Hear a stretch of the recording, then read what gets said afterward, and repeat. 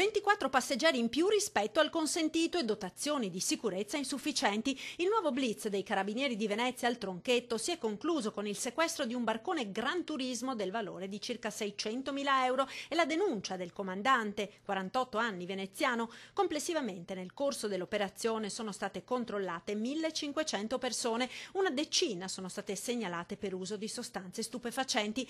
Le verifiche sono avvenute nel piano sistematico riguardante la prevenzione antiterrorismo ed il controllo dei flussi turistici a Venezia. L'attività è stata svolta da una cinquantina di carabinieri supportati da numerose motovedette dell'Arma. L'isola del Tronchetto è stata letteralmente passata al setaccio dai militari, con controlli negli esercizi pubblici, nelle zone di parcheggio, nelle attività commerciali e nelle zone di imbarco. E moltissime le persone controllate, alcune regolari, altre no, che intercettano i turisti in arrivo a Venezia.